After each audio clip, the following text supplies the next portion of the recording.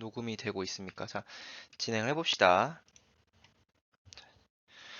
자, 먼저 정전규도 현상인데 이 정전규도는 물리학 2에 올라간 내용이긴 하지만 중학교 때 있는 내용이어서 배우는 내용이어서 간단히 소개를 해봤어요.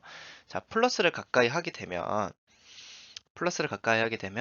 도체 내에 있는 전자들이 플러스가 좋아서 왼쪽으로 가게 되고 그리고 전자를 잃은 이 도체 부분은 플러스가 되게 돼요. 그래서 얘와 얘 사이에는 인력이 발생하기 때문에 A 쪽으로 끌려가게 되겠지? 그래서 얘는 A고 나에서는 자 접촉을 시키게 되면 먼저 D급부터 보자. 그러면 자 전자들 입장에서는 이제 여기 플러스가 있네. 전자들 입장에서는 얘네들이 요로 이동할 수가 있겠지. 그렇기 때문에 전자는 유리막대에서 A로 이동하게 됐다. A에서 유리막대로 가는 거 아닐까, 그치?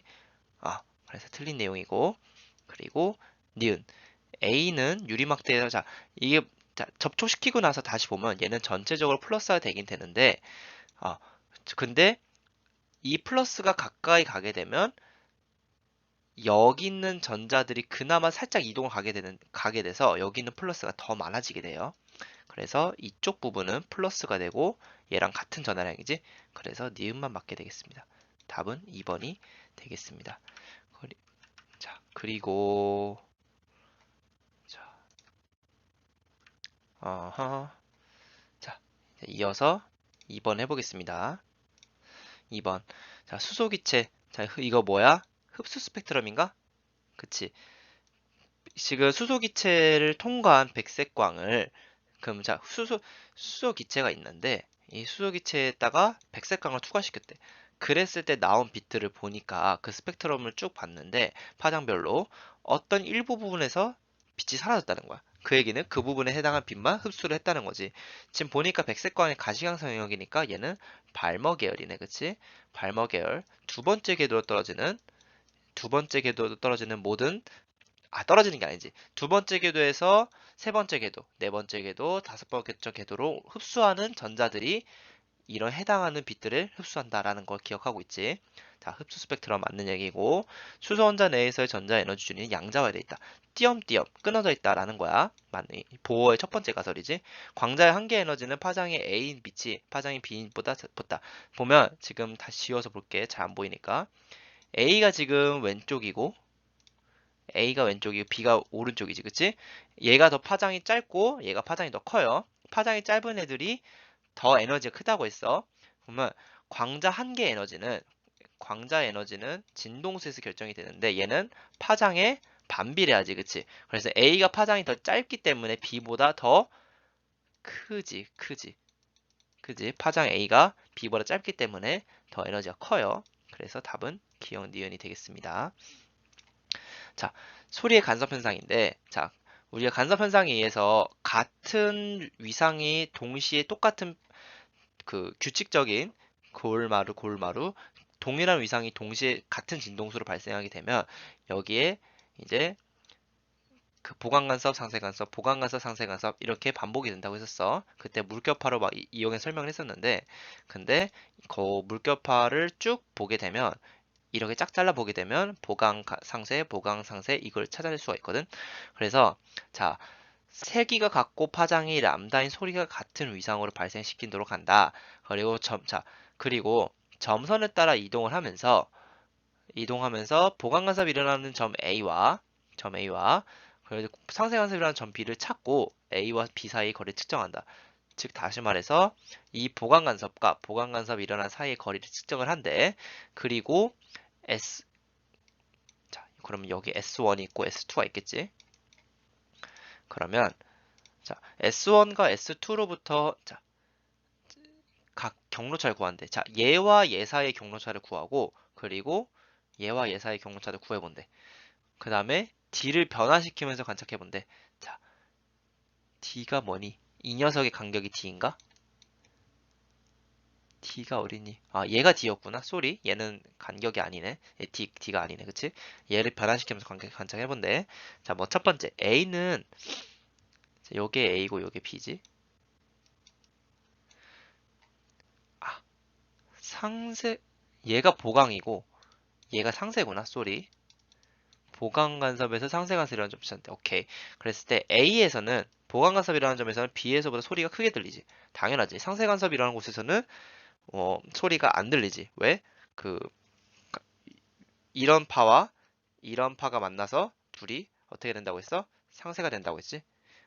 우리가 그 요새 에어팟 프로 같은 경우에 노이즈 캔슬링 기능 같은 게 귀를 꽉 막아 생기는 게 아니라 이런 소음에 대한 상쇄 간섭을 만들어가지고 우리 노이즈 캔슬링 한다고 하더라고. 그런 얘기만 봐도 상쇄 간섭이 얼마나 중요한지 알겠지?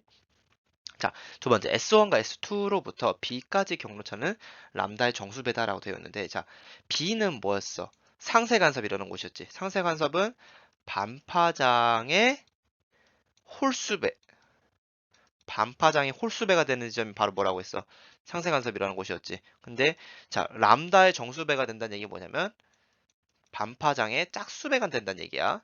그 얘기는 얘는 보강 간섭을 의미하는 거지. 상쇄가 아니라. 그렇지? 근데 B는 뭐라고 했어?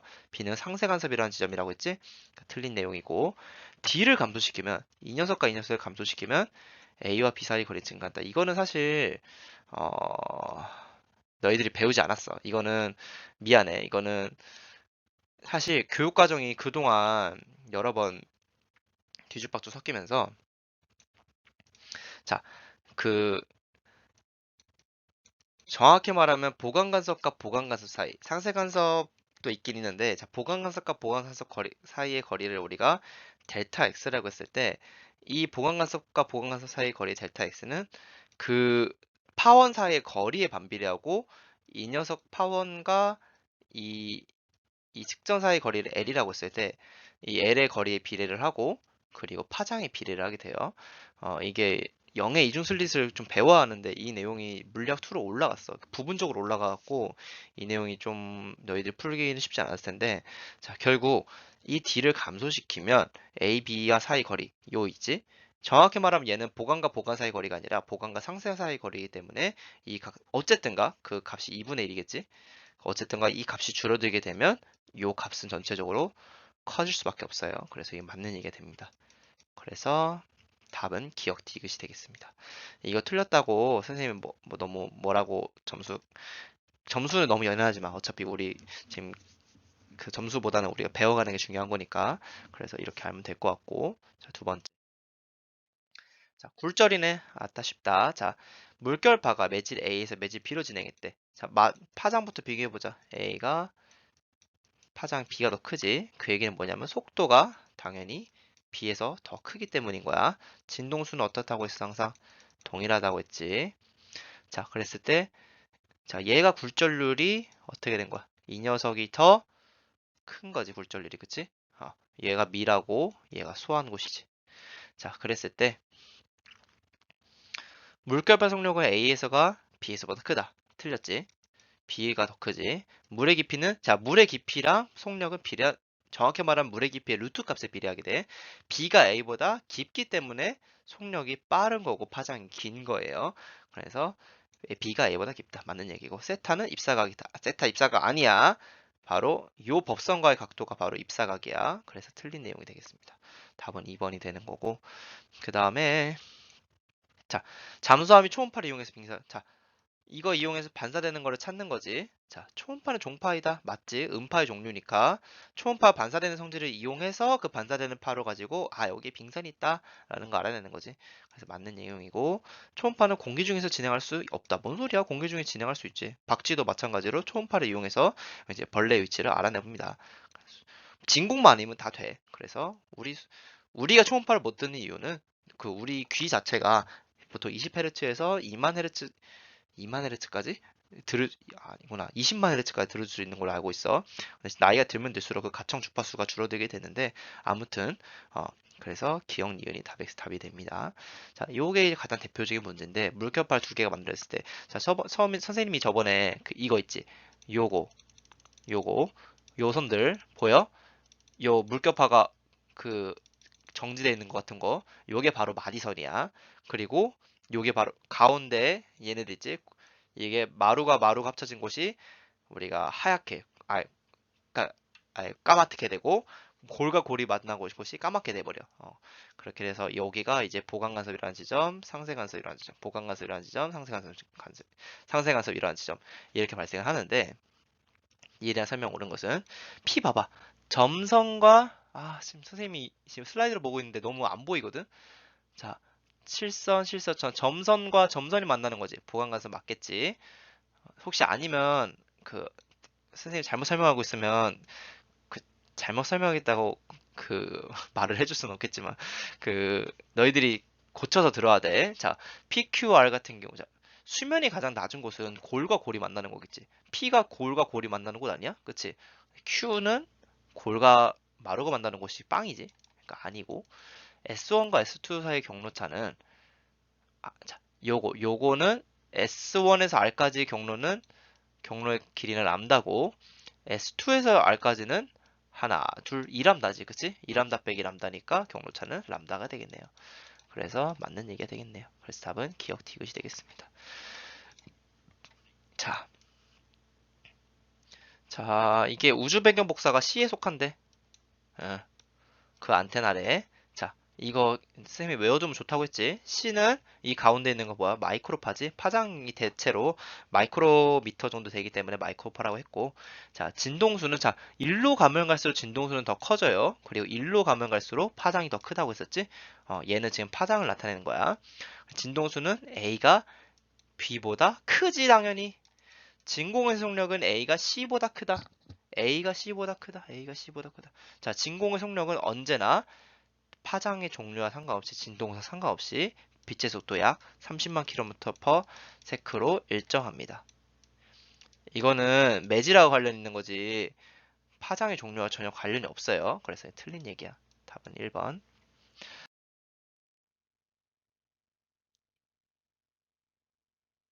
헐, 녹화 다시 해야 돼. 자, 미안하다. 어, 아, 녹화를 다시 할게요. 이게 쌤이 지금 10번까지 설명했는데 다 지워졌어. 다시 할게. 자, 이거 임산부 초음파 반사지. 그리고 초음파는 모든 전자기파 제어하고는 진공에 전달되지 않아요. 모든 물질파는. CT는 이제 단층 촬영 같은 건데 이거 전자 가지고 쏘아가지고 만들어진 게 단층 촬영이야. 초음파는 관련이 없어요. 3번이 되는 거고. 자, 이게 소리가 파형이 비슷하게 생겼지. 그치? 지금 보면 얘랑 그 주기만 지금 주기만 2분의 1로 줄어들고 진동수만 2배로 증가할 뿐 지금 진폭도 동일하고 파형도 똑같이 생겼어. 파형이 똑같다는 얘기는 같은 악기라는 거야. 그리고 진동수가 두 배가 됐다는 얘기는 한 옥타브 높다는 얘기고 그리고 같은 악기로 세기가 큰 거는 진폭이 증가하는데 진폭도 똑같으니까 이건 다른 얘기가 되는 거예요. 그래서 답은 1번이 되는 거고 그 다음에 자, 자, 우리가 어떤 여기에 해당하는 에너지에서 n번의 여기의 에너지로 전자가 뿅 떨어졌을 때, 즉 다시 말해서 예를 들어서 n번째 궤도에서 n번째 궤도로 전자가 떨어질 때 그때 전자가 얼마만큼 에너지를 잃게 되냐면 당연히 이 에너지 차이만큼 전자가 자, 여기에서 여기로 떨어지게 되면 이 해당하는 에너지 차만큼 뭐가 발생한다고 했어? 전자기파가 발생을 한다 했었지, 그치? 그래서 여기의 에너지에서 여기의 에너지를 뺀 만큼 에너지를 잃어버린 만큼 그 에너지를 발산해야 될 거 아니야, 그치? 뿜어내야 될 거 아니야. 그게 바로 전자기파의 진동수가 비례하는 값으로 에너지가 된다라고 했었어. 그래서 그 진동수는 이렇게 양변을 플랑크 상수 나눠주게 되면 이렇게 되겠지? 그러니까 전자기파의 에너지는 플랑크 상수 곱하기 진동수 전자기파 에너지는 플랑크 상수 곱하기 진동수인데 그 전자기파 에너지는 그 궤도의 에너지 차만큼 발생한 그 차만큼 에너지에 해당한다고 했으니까 이렇게 쓸 수가 있어요. 자, 그렇다면 5E0가 나올 수 있는 조합은 뭐가 있냐면 바로 마이너스 4E0에서 마이너스 9E0로 떨어졌을 때 마이너스 4E0에서 마이너스 9E0로 전자가 만약에 뿅 떨어지게 되면 그 에너지 차가 얼마만큼 돼? 5E0만큼 차이가 나겠지. 그래서 이 A에 해당하는 빛은 뭐냐면 바로 세 번째에서 두 번째 궤도로 떨어졌을 때 해당하는 나오는 빛인 거예요. 자, 그러면 그 다음, 요게 지금 보게 되면 가시광선 형태지. 그치? 그러게 되면 가시광선 형태에서 가장 에너지가 가장 에너지가 작은 애야. 일로 가면 갈수록 오른쪽 가면 갈수록 에너지가 큰 애들인데 얘는 세 번째에서 두 번째로 떨어진 빛이었어. 그치? 그럼 얘는 뭘까? 그 다음에 에너지 큰 거. 네 번째에서 두 번째로 가는 거겠지. 다 뭐야? 발모 계열이니까. 그치? 모두 두 번째 궤도로 떨어지는 모든 전자에서 나오는 빛들이 바로 발모 계열이라고 했었어. 그래서 얘는 B는 뭐겠어? 다섯 번째에서 두 번째 궤도로 떨어지는 빛이겠지? 그래서 5와 2, 다섯 번째에서 두 번째로 떨어졌을 때 해당하는 빛은 또 뭐랑 같겠어? 두 번째에서 다섯 번째로 흡수할 때 필요한 에너지랑 진동수가 똑같겠지. 그래서 답은 1번이 정답이 될 거예요. 자, 그리고 자, 똑같은 설명 두 번 해서 당황스러운데, 자, 녹화를 하다가 잘렸었어. 자, 이거 좀 미안해. 오타가 됐는데, 아마 내 생각에는 이거 T0일 거고, 그리고 얘가 뭐 3T0일 거야. 유도 전류가 흐른다 이거고. 자, 먼저 T0일 때 유도 전류는 저항 XY다 이렇게 흐른다라고 물어보고 있는데, 자, 코일에 들어가는 자기장이 점점 많아지게 되면 그게 실어서 나오는 방향 자기장이 나오게끔 반시계로 전류가 흐르겠지. 그래서 저항이 여기 있으니까 저항 YX 방향 흐르게 될 거야. 그래서 니은 기억 틀렸고. 자, 그런데 지금 문제를 보자. T0일 때 LED에서 빛이 방출되고 있지. 그 얘기는 여기에 전류가 흐를 수 있었다는 거야. 그 얘기는 전류는 P에서 N 방향으로 전류가 흐를 수 있다고 했지. 그렇기 때문에 얘가 X가 N형 반도체고 P가 Y가 P형 반도체가 되는 거야. 그래서 X는 N형 반도체 맞는 얘기가 되는 거고. 그리고 3T0일 때 거가 아마 유도절로 흐른다. 안 흐르지. 왜 이번에는 자기장이 감소하니까 전류가 이제 시계 방향으로 돌아야 할 텐데, 문제는 여기에 N형 반도체, P형 반도체 됐지. 이거 N에서 P 방향으로 전류가 흐를 수 있다고 했어, 없다고 했어? 없다고 했지. 항상 그 반대로 전압을 걸어주면 우리의 전류가 흐를 수 없다고 했으니까 유도절로 흐르지 않아요. 답은 2번이 되겠습니다. 자, 마찬가지로 자, 보게 되면 1초일 때는 A만, 3초일 때는 B만 켜졌다는 거야. 그 얘기는 이 다이오드가 지금 거꾸로 배치됐다는 건데, 지금 보자. 전압이 플러스로 걸려 있다는 얘기는, 자, 플러스로 걸렸을 때, 예를 들어서 이렇게 걸렸다 쳐보자. 그랬을 때 전류가 흘렀다는 거야. 근데 만약 전압이 역전압에 걸렸어. 이번에 색깔 바르게 해볼게. 역전압에 걸렸어. 그랬을 때 B는 이렇게 흘렀다는 거지. 그러면 얘가 PN, PN 이런 식으로 생겼겠지. 그러니까 하나는 전류가 이렇게 흐르고 하나는 그 다음에 전류가 이렇게 흐르고 이런 식으로 되게 되는 거예요. 이에 대한 설명 옳은 것은, 자, 5초일 때 A의 PN 접합면에서의 자, 5초일 때면 지금 A가 작동을 하겠지. A에서의 전자와 양공이 결합을 하겠지. 그게 다시 말해서 P와 N이 있으면 이 양공이 접합면 쪽으로, 여기는 N형 반도체에서는 이 전자가 접합면 쪽으로 이동을 한다고 했었어. 그래서 전자가 일로 이동을 하고 전류가 이쪽 방향으로 흐른다고 했었지. 그래서 결합하는 게 맞는 얘기고, 어, 이 결합하면서 그 에너지 발생하면서 빛이 나온다 했었지. 자, 7초일 때는 역전압에 걸렸을 때는 B에는 정전압이 걸리지. 3초일 때 작동했잖아. 그치? 그럼 7초일 때도 작동을 해야겠지. 그러면 정전압이 걸린 거야. 니은 틀렸고. 저항에 흐르는 전류 방향은 같다. 저항에 흐르는 전류는 이렇게 갔다가 방향이 계속 반대로 흐르지. 틀렸어요. 그래서 답은 기억만 맞겠습니다. 자, 이거 잘 봐봐. 자, 이거 13번이 제일 어려웠을 텐데, 똑같은 입사각을 주게 되는데, 매질을 지금 순서로 바꿨지. 그치? 근데 이거 보게 되면, 지금 1에서 2로 들어갔을 때, 얘가 1로 더 꺾이지 않고, 이쪽 방향으로 갔지. 그 얘기는 뭐냐면, 1의 굴절률이 2의 굴절률보다 크다는 거야. 즉, 다시 말해서, 이 녀석이 굴절률이 큰 값이고, 밀한 녀석이고, 이 녀석이 소한 녀석이야. 그래서 굴절률이 큰 곳에서 굴절률이 작은 곳으로 갈 때 이런 식으로 가서 이런 식으로 꺾인다 했었지. 아, 이거 너무 과하게 그렸네. 이렇게 꺾인다고 했었지. 그래서 그걸 잘 기억을 해보자. 굴절리를 큰 곳에서 굴절리 작은 곳으로 진행을 한다 했으니까. 그래서 기억. 아, 이거 왜 이렇게 됐지 도대체? 이거 변화를 하면서 이럴 리가 없는데 왜 이게 사라졌지? 선생님이 정말 미안하다. 이거 문제를 풀 수가 없겠네. 잠깐 확인을 좀 해볼게. 잠깐 확인해 보겠습니다.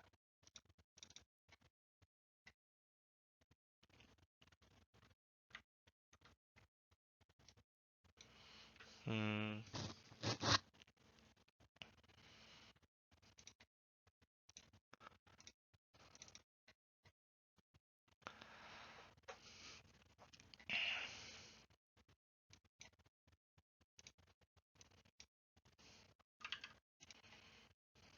그러네. 자, 이 문제는 어떤 문제였냐면, 잠시만요. 문제를 한번 확인해 볼까, 선생님이. 확인 좀 해볼게. 자, 요 문제는,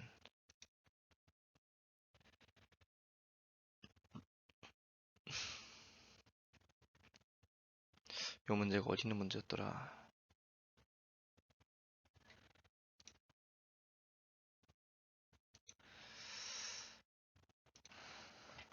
자, 요 문제는 풀 수가 없으니까, 아, 잠깐만요. 확인해야 되는데. 자, 네, 문제를 출처를 가져와야 되는데. 출처가,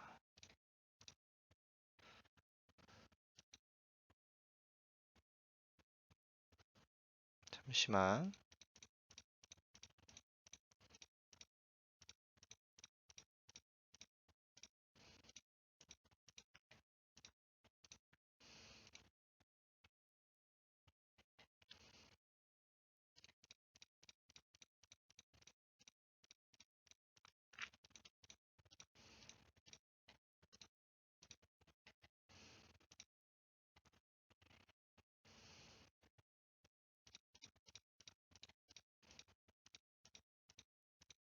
찾았다.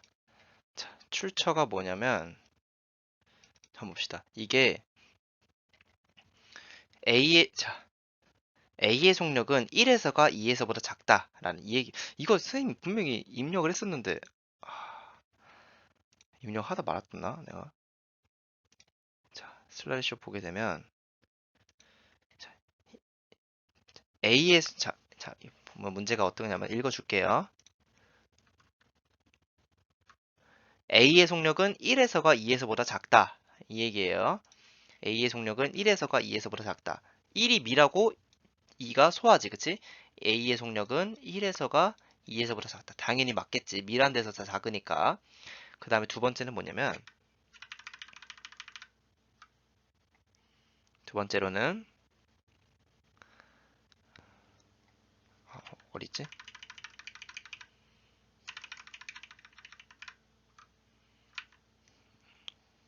아,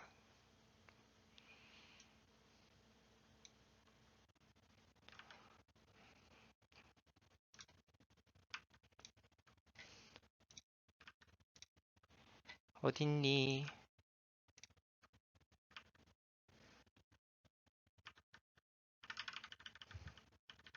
어, 두 번째는 A의 파장은 1에서가 2에서보다 크다. A의 파장은 1에서가 2에서보다 크다. 라는 거니까, A에서 파장은 1에서가 2에서보다 아니지. 1이 미라니까 더 작죠. 그 다음 마지막으로, A가 구형 매질에서 나올 때, A가 구형의 매질에서 나올 때 굴절각은 가에서와 나에서 같다라는 건데, 자, 지금 결국 가와 나에서 지금 나왔을 때 굴절각이 같냐라고 물어보는 거지. 그치? 그런데 굴절각 봅시다. 아, 그림을 좀 그려보자. 얘가 같은 얘는 지금 이렇게 입사가 할 테고 하나는 아, 선생님 고통스럽다 진짜. 이게 선생님 컴퓨터를 그리려 보니까 마우스를 그리고 있는데 원도 똑바로 못 그리겠고. 자, 하나는 이렇게 가고 있는데 이렇게 가고 있고, 하나는 지금 똑같이 들어가는데 이렇게 가서 이번에는 이렇게 가게 될 거야. 그치? 근데 지금 들어가 보게 되면 지금 이 입사각을 잘 비교를 해야 돼. 입사각을 잘 비교해야 되는데, 자, 똑같은 입사를 시켰는데 이 녀석 같은 경우에는 지금 요 굴절, 얘 같은 경우에는 이 굴절각이 굉장히 크지.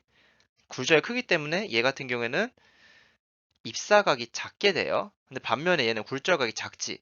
그렇기 때문에 얘는 굴절각이 크게 돼요. 자, 그래서 얘는, 자, 결과적으로 원형이기 때문에 경계면이 이 접선은 수직인데, 얘는 지금 또 봐봐. 당연히 입사각이 얘랑 다르지. 그러니까 마찬가지로 나왔을 때 굴절각도 다를 수밖에 없어. 답은 기억만 맞게 되는 거야. 이게 한번 다시 확인만 해볼게. 선생님이 맞게 했는지.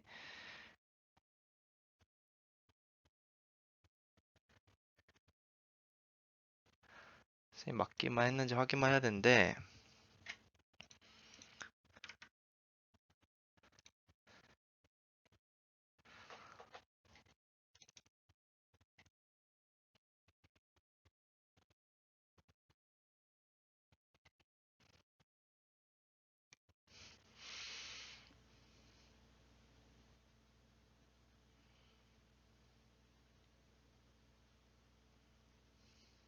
어, 답이 맞네요. 디귿이 맞네요.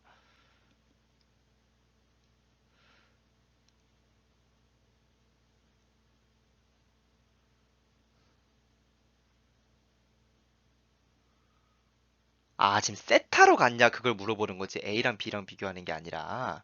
아, 자, 다시 좀 잘 그려보게 선생님이. 지금 어렵겠지만 칠판이 아니라서. 어, 잘 그려볼게 선생님이.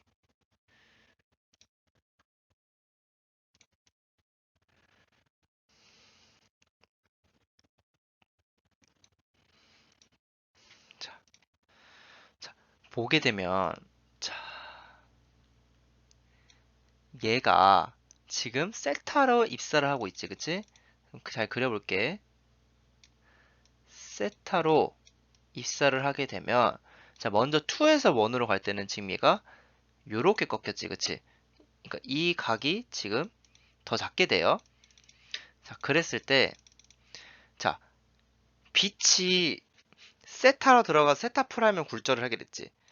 그렇다면 여기서는 다시 세타 프라임으로 입사를 해서 다시 이렇게 나오게 될 거야. 그때 이 굴절각이 세타냐, 자, 얼마냐라고 묻는 거지, 그치? 근데 스넬의 법칙에 따라서 굴절률이 정해져 있게 되면 n1과 n2가 정해져 있으면 당연히 이 사인 값의 b가 이 굴절률의 역수비와 같겠지. 굴절률이 정해져 있고 입사각이 정해져 있으면 당연히 이 굴절각도 같게 돼요. 마찬가지로 같은 굴절각으로 같은 입사각으로 세타 프라임을 입사를 하게 되면 당연히 이 나왔을 때 이 굴절각은 요거랑 동일할 수밖에 없어요. 그래서 세타로 갖게 되고, 자, 이번에는 이걸 뒤집어서 아까 가 같은 상황에서는 세타로 들어와서 결국 최종도 나왔을 때 세타로 굴절을 하게 돼요. 자, 두 번째로는 이게 그러면 1이랑 2를 바꿔도 되냐, 이걸 묻고 싶은 거잖아, 그치? 지우개를 좀 더 지워볼까? 너무 지저분하네.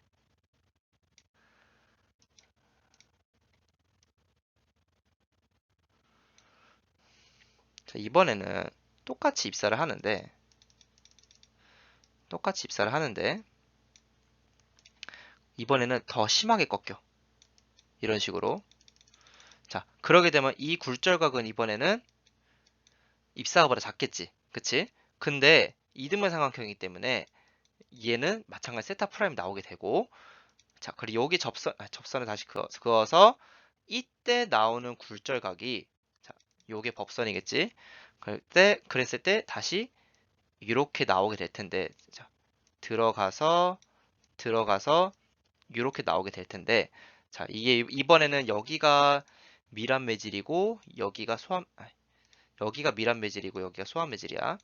자, 이 물방울이 대체로 이렇게 굴절을 하는데, 자, 결국 지금 이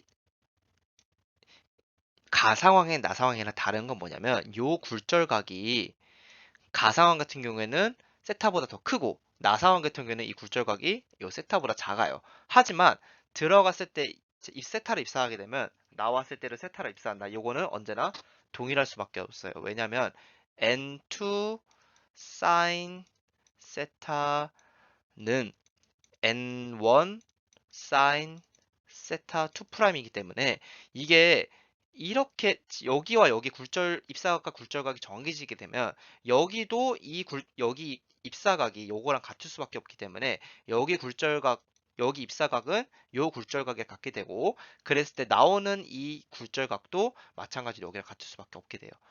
한마디로 이렇게 그냥 대칭인 거야. 이렇게 이런 식으로. 요거 여기를 기준으로 데칼코마니인 거지.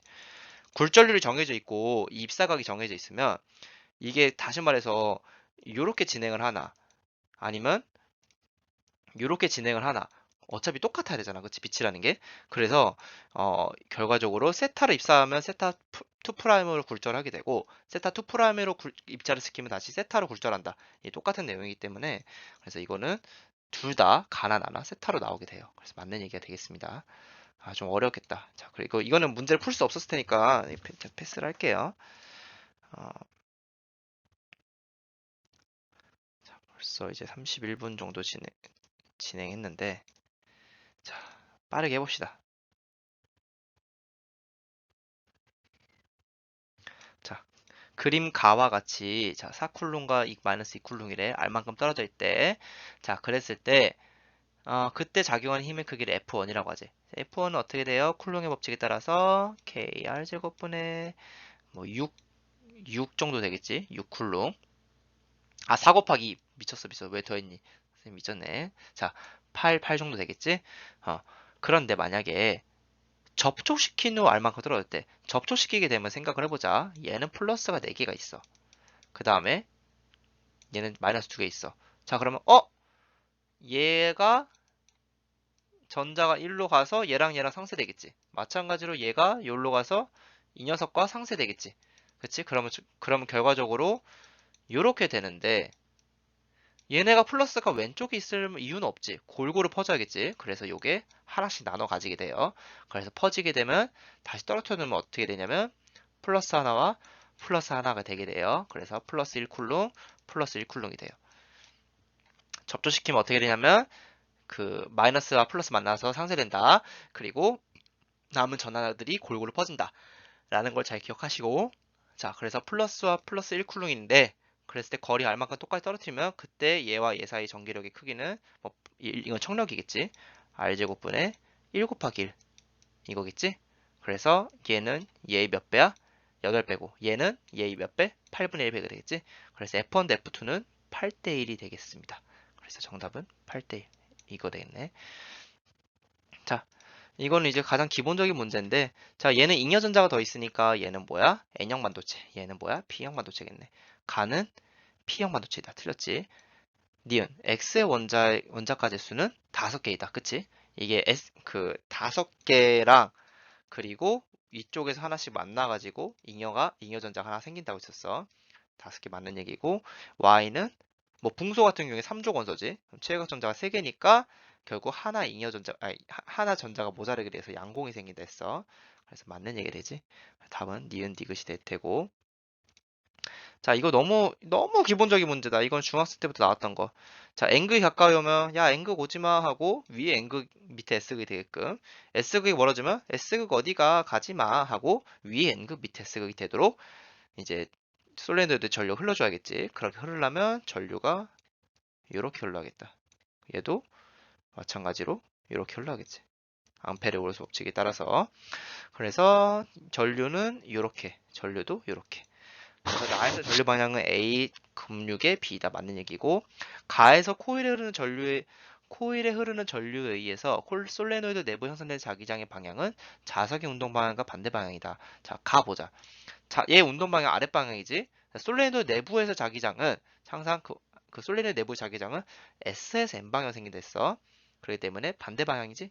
맞는 얘기고 나에서 자석이 움직이는 속력이 빠를수록 당연히 빨리 움직일수록 자기장의 세기가 빠르게 변하겠지? 그럼 유도 전류도 더 강하게 발생한다고 했어. 패러데이 전자유도 법칙에 따라서 자기력선이 시간당 빨리 움직일수록 유도 전압이 강하게 발생하기 때문에 유도 전류도 강하게 발생하게 된다.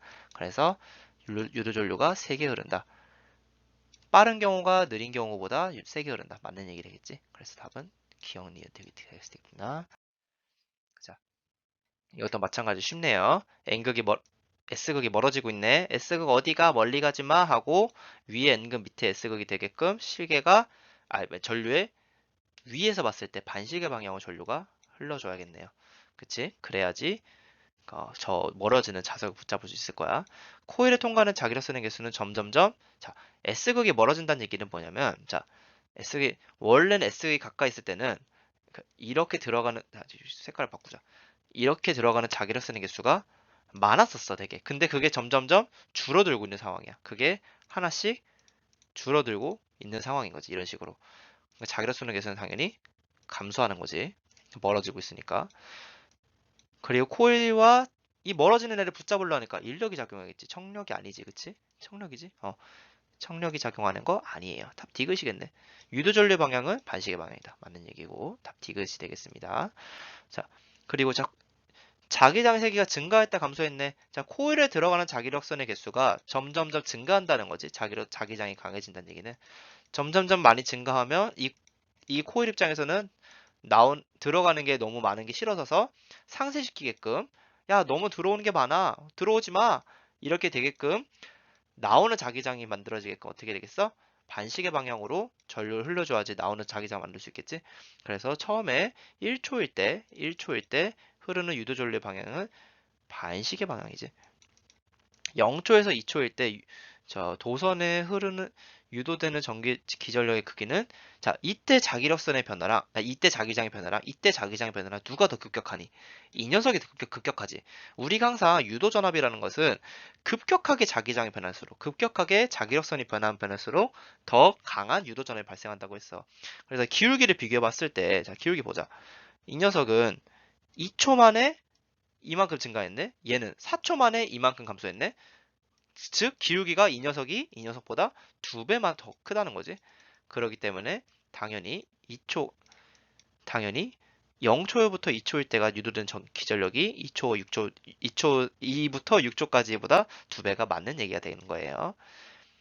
6초 동안 유도전류의 방향은 일정하다. 아니지. 자기장이 변하게 되면 당연히 여기는 자기력선이 점점점 2초부터는 자기력선이 감소하고 있으니까 유도전류는 반대 방향으로 발생하게 돼요. 답은 2번이 되겠습니다.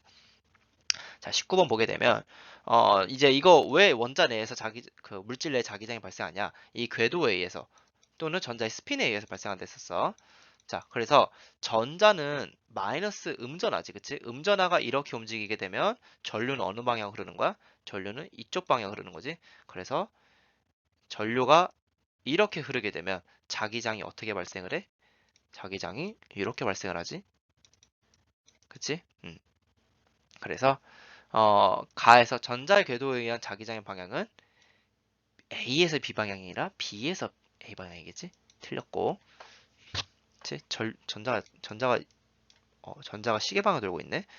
그러니까 전류는 반시계로 도는 것처럼 보일 테고, 그래서 B에서 A 방향이 되고, 자, 나 같은 경우 C 부분은 자석의 N극에 해당한다. 자, 전자가 일로 회전한 거기 때문에 양전기는 우리가 반대로 회전한다 생각하면 돼요. 그럼 양전기가 반대로 회전한다 생각하고 우리가 이걸 마치 솔레노이드를 이렇게 생각을 했을 때 자, 그때 양전기가 이렇게 회전을 한다고 생각을 했을 때 그때 엄지손가락이 가리키는 방향이 바로 N극, S극이지. 그치? 그러니까 D가 N극이지. C 부분이 아니라. 틀렸고. 답 D극이겠네. 서로 반대 방향 회전하는 전자들이 짝을 이루면서 자, 이 녀석으로 이렇게 회전하는 전자랑 이렇게 반대 방향으로 회전하는 전자가 있어. 그럼 얘가 만드는 자기장이랑 얘가 만드는 자기장이 당연히 상쇄가 되겠지. 그러니까 얘는 합쳐서 멀리서 봤을 때는 자기장이 없는 것처럼 보인다는 거야. 그래서 얘는 자기장이 빵이 되는 거예요. 답 디귿이 될 테고. 자, 이건 뭐야? 톰슨 이게 톰슨이고 이게 러더퍼드, 이게 보어의 원자 모형이에요. 자, 원자 모형의 발전은 나, 가, 다순이고 알파 입자 산란을 통해서 그 발견된 자, 잠깐만 봅시다. 글씨가 안 보여. 자, 알파 입자 산란 실험과 결과 발견된 입자가 이게 뭐야? 바로